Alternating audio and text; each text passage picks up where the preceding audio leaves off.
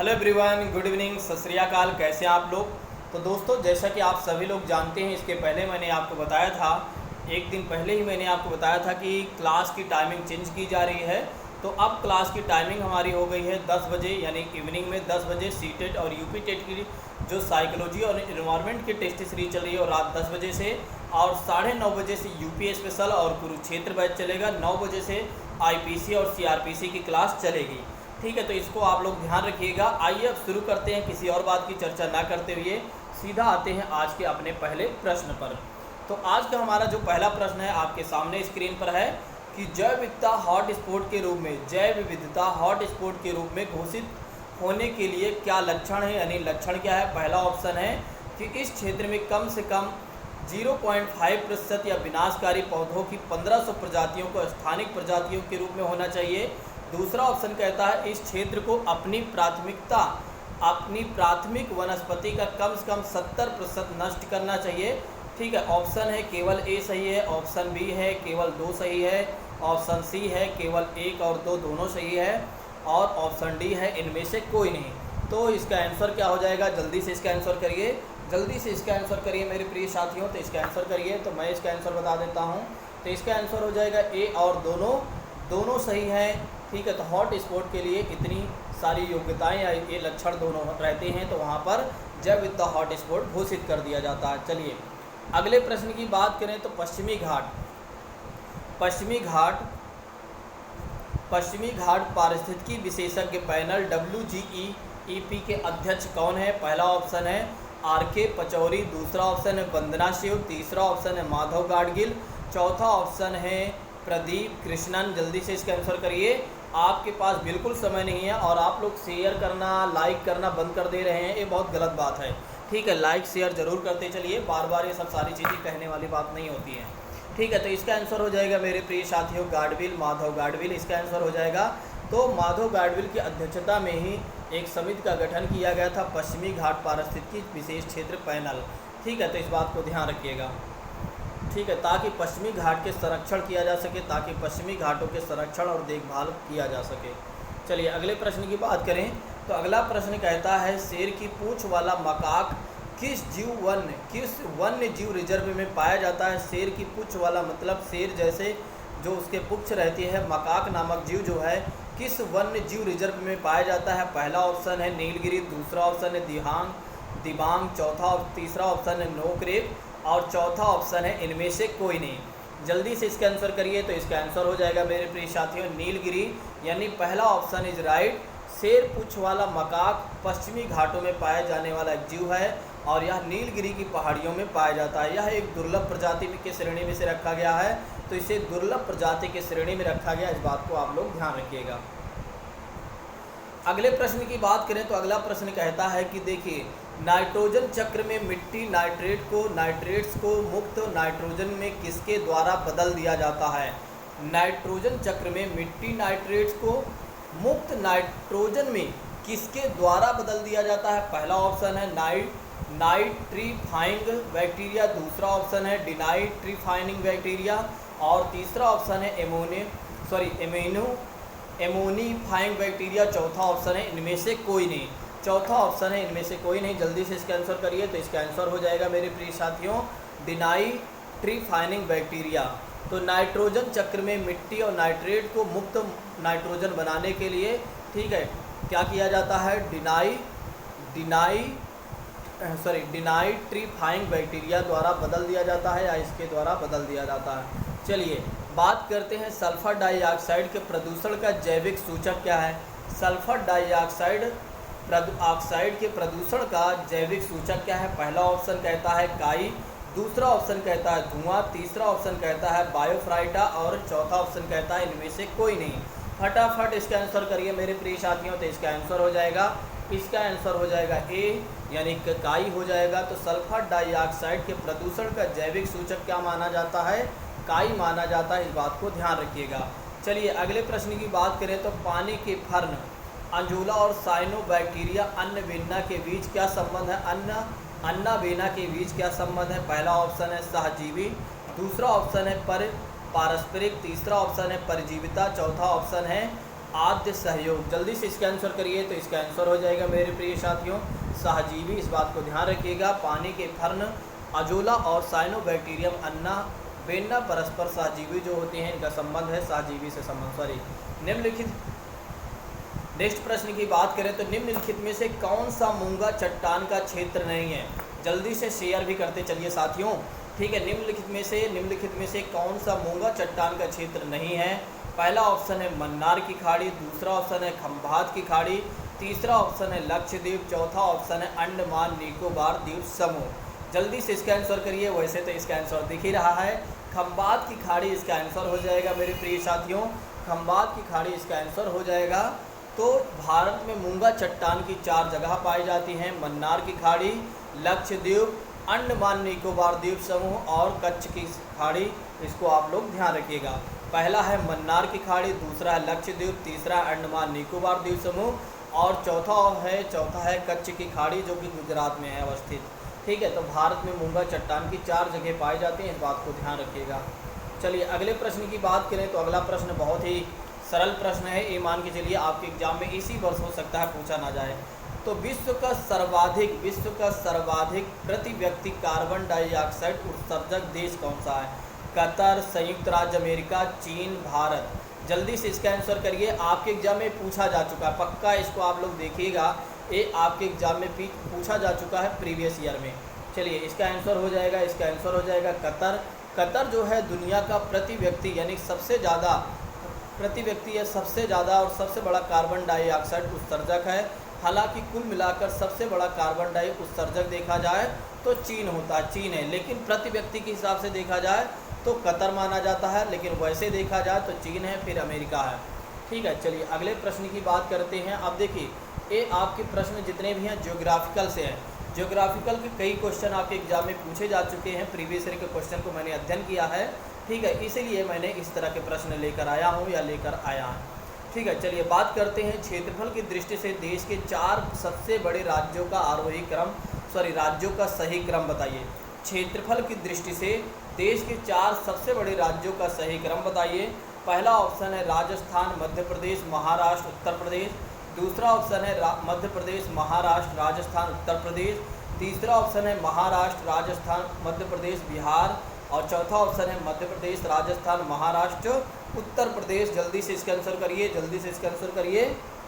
इसका आंसर हो जाएगा मेरे प्रिय साथियों तो राजस्थान। क्षेत्रफल की दृष्टि से देखा जाए तो सबसे बड़ा राजस्थान है, फिर मध्य प्रदेश है, फिर महाराष्ट्र है, फिर उत्तर प्रदेश है। इस बात को आप लोग ध्यान रखिएगा। चलिए अगले प्रश्न की बात करें तो अगला प्रश्न भी काफ़ी अच्छा प्रश्न है, आपके एग्जाम में पूछा जा चुका है या पूछा जाएगा। भारतीय मानक समय निम्नलिखित में से किस स्थान के स्थानीय समय को दर्शाता है? भारतीय मानक समय निम्नलिखित में से किस स्थान के स्थानीय समय को दर्शाता है? पहला ऑप्शन है नई दिल्ली, दूसरा ऑप्शन है कोलकाता और तीसरा ऑप्शन है चेन्नई और चौथा ऑप्शन है इलाहाबाद। जल्दी से इसका आंसर करिए, बहुत ही इजी आंसर है। तो इसका आंसर हो जाएगा इलाहाबाद। भारतीय मानक समय जो स्थान के स्थानीय समय को दर्शाता है इलाहाबाद से। ठीक है, इस बात को ध्यान रखिएगा। नेक्स्ट प्रश्न की बात करें तो सर्वप्रथम इंडिया शब्द का प्रयोग भारत के किस भाषा में किया गया था? ठीक है, पहला ऑप्शन है उर्दू, दूसरा ऑप्शन है फारसी, तीसरा ऑप्शन है ग्रीक और चौथा ऑप्शन है अरबी। जल्दी से इसका आंसर करिए। तो इसका आंसर हो जाएगा ग्रीक दोस्तों। ठीक है, तो इसका आंसर हो जाएगा ग्रीक। इस बात को ध्यान रखिएगा। भारत में बहुत ही अच्छा प्रश्न है। भारत में आज हम काफ़ी आगे चल रहे हैं। भारत में सर्वाधिक लंबी समुद्री तटीय सीमा वाला राज्य कौन सा है? भारत में सर्वाधिक समुद्र तटीय सीमा वाला राज्य कौन सा है? पहला ऑप्शन है आंध्र प्रदेश, दूसरा ऑप्शन है गुजरात और तीसरा ऑप्शन है महाराष्ट्र, चौथा ऑप्शन है उड़ीसा। जल्दी से इसका आंसर करिए। तो मेरे प्रिय साथियों इसका आंसर हो जाएगा गुजरात, क्योंकि आपने देखा है कि गुजरात जो है अरब सागर से चारों तरफ से इधर से घिरा हुआ है सबसे ज़्यादा। ठीक है, चलिए अगले क्वेश्चन की बात करते हैं। क्षेत्रफल की दृष्टि से, मतलब 3 तरफ से गुजरात की बात की जा रही, तो एक तरीके से क्षेत्रफल की दृष्टि से देखा जाए तो सबसे बड़ा राज्य कौन सा है? मध्य प्रदेश, उत्तर प्रदेश, मध्य प्रदेश, उत्तर प्रदेश, राजस्थान, बिहार। जल्दी से इसका आंसर करिए। तो इसका आंसर हो जाएगा राजस्थान। अभी इसके पहले ही हमने देखा था कि क्षेत्रफल की दृष्टि से देखा जाए तो सबसे बड़ा राज्य कौन सा है? राजस्थान है मेरे प्रिय साथियों। जल्दी से कुछ लोग जो हमारे नए साथी जुड़ गए हैं वे ज़रूर चैनल को सब्सक्राइब कर लें, और जो पुराने छात्र हैं वे ज़रूर शेयर कर दें और लाइक ज़रूर कर दिया करें। आजकल लाइक बहुत कम आ रहे हैं क्योंकि आप लोग क्या करते हो, क्लास को देखने के बाद आप चले जाते हैं, लाइक वगैरह फीडबैक वगैरह नहीं देते हैं, जबकि देते रहना चाहिए। ऐसा नहीं है कि आपका जोश कम नहीं होना चाहिए। क्षेत्रफल की दृष्टि से देश के 3 सबसे छोटे राज्यों का आरोही क्रम है। क्षेत्रफल की दृष्टि से देश के 3 सबसे छोटे राज्यों का आरोही क्रम है। पहला ऑप्शन है त्रिपुरा सिक्किम गोवा, दूसरा ऑप्शन है गोवा सिक्किम त्रिपुरा, तीसरा ऑप्शन है सिक्किम त्रिपुरा गोवा, चौथा ऑप्शन है गोवा त्रिपुरा सिक्किम। जल्दी से इसका आंसर करिए मेरे प्रिय साथियों। तो इसका आंसर हो जाएगा तो क्षेत्रफल की दृष्टि से देखा जाए सबसे छोटे राज्यों में गोवा आएगा, फिर सिक्किम, फिर त्रिपुरा आएगा। ठीक है, इसको याद रखिएगा। बहुत ही इंपॉर्टेंट क्वेश्चन मैं आपको दे रहा हूँ, बहुत ही महत्वपूर्ण ये सारे प्रश्न हैं आपके एग्जाम के दृष्टिकोण से। भारत में स्थल से घिरा हुआ राज्य उड़ीसा, पश्चिम बंगाल, कर्नाटका और बिहार। जल्दी से इसका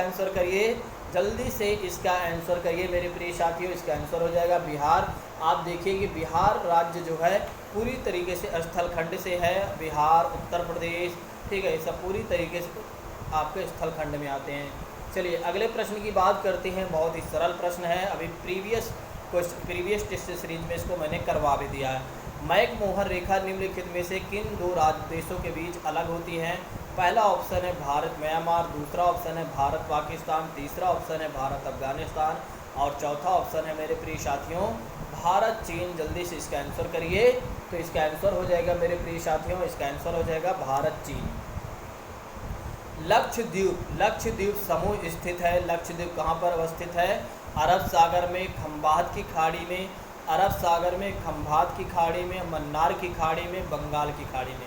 जल्दी से इसका आंसर करिए। तो इसका आंसर हो जाएगा अरब सागर में लक्षद्वीप अवस्थित है। इस बात को ध्यान रखिएगा।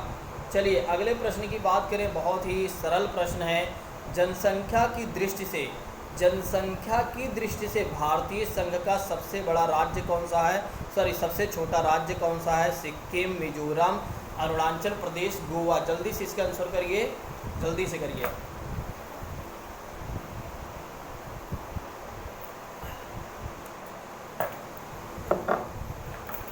तो इसका आंसर हो जाएगा मेरे प्रिय साथियों, जनसंख्या की दृष्टि से देखा जाए तो सबसे छोटा राज्य जो है वो सिक्किम है। इस बात को ध्यान रखिएगा। भारत के कितने ऐसे राज्य हैं जो समुद्र के किनारे पर हैं? 7, 8, 9, 10। जल्दी से आंसर करिए। वैसे आंसर सामने है तो इसका आंसर हो जाएगा 9। ठीक है, इसका आंसर हो जाएगा 9। इस बात को ध्यान रखिएगा। चलिए ये देखिए आपके सामने है प्रश्न। थोड़ा से आप प्रीवियस ईयर के क्वेश्चन को देख लीजिए। आज मैं कुछ प्रश्न लेकर आया भी हूँ। ठीक है, आप देखिए कि किस तरह से यूपी टेट का ये प्रश्न है। ठीक है, प्रीवियस ईयर का क्वेश्चन है। आप देख सकते हैं कि किस तरह से प्रश्न पूछे जा रहे हैं। जल्दी से हम इस पर थोड़ा से बात कर लेते हैं। राष्ट्रीय महिला आयोग के अध्यक्ष पूछा गया है। लोकसभा राज्यसभा की संयुक्त बैठक किसके द्वारा की जाती है? देखिए भारतीय संविधान से पूछा गया। पंचायती राज व्यवस्था में प्रावधान किए गए हैं कि 74वें संविधान संशोधन से क्वेश्चन पूछा गया है। फिर उसके बाद साइंस से क्वेश्चन, अभी इसके पहले जो मैं आपको कुरुक्षेत्र बैच करा रहा हूँ उसमें एक प्रश्न बिल्कुल आपको मिल जाएगा। नहीं तो अगर आपको नहीं विश्वास पड़ता है तो एक बार आप जाइए कुरुक्षेत्र बैच को आप ज्वाइन करिए और पूरा देखिए, आपको खुद समझ में आ जाएगा कि वाकई में सर ने जो करवाया है ऊपर के भी सारे क्वेश्चन आपको मिल जाएंगे। ठीक है, भारतीय संविधान में विधि का शासन विचार कहाँ से लिया गया? ये भी बिल्कुल मैंने करवा दिया है। अब आप लोग देख सकते हैं। लोकसभा के चुनाव हेतु अधिसूचना कौन जारी करता है? ठीक है, इसको भी आप देख सकते हैं। फिर लोकसभा की प्रथम कार्यवाही की बात करते हैं। देखिए वर्षा जल संग्रहण क्या है, ये भी हो चुका है। भारतीय गैंडा कहाँ संरक्षित है, ये भी मैंने करवा दिया गया है। सब मैंने करवा दिया है। ये सब जाकर आप कुरुक्षेत्र बैच में देखिए। बाकी चीज़ें जो बच रही हैं वो कुरुक्षेत्र बैच में आ जाएंगी सारी चीज़ें। ठीक है, ये देखिए पारिस्थितिकी तंत्र से ग्रीन हाउस गैस, बिल्कुल इसको भी मैंने करवा दिया है। ठीक है, ये सब झूठ बोलने वाली बात नहीं है। आप जाइए वहाँ पर देखिए, पूरी वीडियो को फॉलो करिए, पूरी क्लास को खुद आपको पता चल जाएगा। ठीक है, किस वर्ण की उपस्थिति के कारण पौधे हरे होते हैं, ये सब भी करवा दिया जा रहा है आगे चलकर। मानवीय गतिविधियों को जो पृथ्वी पर जलवायु के परिवर्तन देख सकते हैं आप, वनों को जलाना, कृषि क्रियाकलाप, एरोसोल। ठीक है, ये देखिए ज्योग्राफिकल से क्वेश्चन पूछा गया है। ठीक है, नेक्स्ट बात करते हैं यूबी 4बी से फैमिली ए भी मैंने आपको करवाया, अगर आपको नहीं याद है तो आप इसी चारों को आप देखिए, चारों क्लास पांचों क्लास को आप देख लीजिए एनवायरनमेंट की, आपको कुछ समझ में आ जाएगा। जड़ी बूटियों की रानी भारत की सबसे पवित्र जड़ी बूटी है, इसको अभी मैंने नहीं करवाया है लेकिन हाँ जल्द ही मैं करवा दूंगा। पीने के लिए सुरक्षित पानी को क्या कहते हैं, बिल्कुल इसको भी मैंने करवा दिया है कुरुक्षेत्र बैच में। 1984 की भोपाल गैस त्रासदी को भी मैंने करवा दिया है, आप जाकर इसको देख सकते हैं। विश्व पर्यावरण दिवस, इसको तो आप पहले जानते हैं। MS स्वामीनाथन की स्पेशल बैच में मैंने करवाया है। वाइल्ड लाइफ, बिल्कुल वाइल्ड लाइफ WWF को अगर आपको याद हो तो बिल्कुल इसको मैंने बहुत अच्छे से करवाया है, कहाँ पर कहाँ अवस्थित है, इसके पहले अध्यक्ष कौन है, इसके बारे में सारी चीज़ें मैंने बता दिया है WWF के बारे में। ठीक है, तो आप इसके जो पहली क्लास से 5वीं क्लास तक आप देखते आइए, खुद आपको पता चल जाएगा कि वाकई में सर की जो टेस्ट सीरीज है बहुत ही कारगर सिद्ध हो रही है, बहुत ही अच्छी है। प्रकाश संश्लेषण के हरे पौधों में निम्न में से किसे सोख लेता है, ठीक है, अपशिष्ट वाले जीव, तप्त भौम जल, ठीक है, इस तरह के प्रश्न पूछे जा रहे हैं। 16 घास स्थल जो नहीं हुए हैं वो मैं करवा दूंगा। पेलकिन पक्षी कहाँ प्रजनन करते हैं, फिर उसके मिनी माता रोग, ठीक है, ओजोन परत, ठीक है, भारत का प्रथम मुख्य न्यायाधीश, इसको भी मैंने करवा दिया है। ठीक है, और ड्रेड डेटा बुक किससे संबंधित, ये भी मैंने करवा दिया। देखिए आप एक चीज़ देख सकते हैं कि यूपी टेट में किस तरह से प्रश्न पूछे गए हैं, बहुत ही सरल प्रश्न है। अगर आप हमारे टेस्ट सीरीज को फॉलो करते आते हैं, कुरुक्षेत्र बैच और यूपी स्पेशल की बैच को आप फॉलो करते आते हैं, और साथ ही साथ साइकोलॉजी और इन्वायरमेंट की सारी क्लास को आप फॉलो करते आते हैं, मैं कहता हूँ 30 में 30 आप लाएंगे, ये मेरी आपसे गारंटी है। मैं गारंटी देता हूँ कि आप 30 में 30 लाएंगे, 110%, बिल्कुल कुछ भी उसमें एक भी चीज़ें छूटेंगी नहीं, सब कुछ मैं एग्ज़ाम होते होते करवा दूंगा। चलिए बात करते हैं आज के प्रश्न पर। ठीक है, अभी देखिए संविधान से कुछ क्वेश्चन है, आइए बात करते हैं। देखिए भारत का राष्ट्रपति होता है, राष्ट्र का प्रमुख होता है, सरकार का प्रमुख होता है, राष्ट्र एवं सरकार दोनों का प्रमुख होता है, इनमें से कोई नहीं। जल्दी से इसका आंसर करिए। तो भारत का राष्ट्रपति जो होता है राष्ट्र का प्रमुख होता है, और प्रधानमंत्री जो होता है वो सरकार का प्रमुख होता है। ठीक है, नाम मात्र का राष्ट्रपति होता है हमारे देश में, वास्तविक शक्ति किसके पास होती है, प्रधानमंत्री के पास होती है, इस बात को ध्यान रखिएगा। चलिए, राष्ट्रपति के उम्मीदवार के लिए कौन सी अहर्ताएँ आवश्यक नहीं है, 35 वर्ष से कम आयु का नहीं होना चाहिए, पहला ऑप्शन कहता है। लोकसभा की सदस्यता प्राप्त करने की योग्यता रखता हो, तीसरा ऑप्शन कहता है कि राज्यसभा की सदस्यता प्राप्त करने की योग्यता रखता है, चौथा ऑप्शन है कोई भी लाभ का पद धारण ना करता हो। और इसमें ऑप्शन पूछा गया है, क्वेश्चन पूछा गया है कि कौन सी अहर्ता आवश्यक नहीं है राष्ट्रपति उम्मीदवार के लिए, तो इसका आंसर हो जाएगा राज्यसभा की सदस्यता प्राप्त करने की योग्यता न रखता हो। ठीक है, रखता हो, ये आपका आंसर सही है। यहाँ पर इसकी कोई ज़रूरत नहीं है, बाकी 3 सही है कि राष्ट्रपति बनने के लिए कम से कम 35 वर्ष की आयु की होनी चाहिए, लोकसभा के सदस्य बनने की योग्यता होनी चाहिए, और किसी भी लाभ के पद पर आप ना हो तभी। नेक्स्ट बात करते हैं, राष्ट्रपति पद के निर्वाचन हेतु उम्मीदवार की अधिकतम आयु कितनी होनी चाहिए। पहला ऑप्शन है 65 वर्ष, दूसरा ऑप्शन है 70 वर्ष, तीसरा ऑप्शन है इनमें 75 वर्ष, और चौथा ऑप्शन है इनमें से कोई नहीं। जल्दी से इसका आंसर करिए। तो इनमें से कोई नहीं, कोई सीमा अभी तक राष्ट्रपति के लिए अधिकतम आयु की बात नहीं की गई है कि राष्ट्रपति इतने उम्र के हो जाएंगे तो वे नहीं बन सकते राष्ट्रपति। तो जब तक उनके जीवन है, बीच में कभी भी राष्ट्रपति पद के लिए आप निर्वाचित हो सकते हैं, या आप पद की दावेदारी कर सकते हैं। एक व्यक्ति राष्ट्रपति के लिए अधिकतम कितनी बार निर्वाचित हो सकता है, 1 बार, 2 बार, 3 बार, इनमें से कोई नहीं, कोई सीमा नहीं है, कोई सीमा नहीं। जल्दी से इसका आंसर करिए। तो इसका आंसर हो जाएगा कोई सीमा नहीं है हमारे देश में कि राष्ट्रपति पद पर आप बैठते हैं, जितनी बार आप क्या करते हैं, विश्वास मत हासिल करते हैं, उतनी बार आप राष्ट्रपति बने रहेंगे। ठीक है, लेकिन 3 बार जो है, 4 बार है। ठीक है,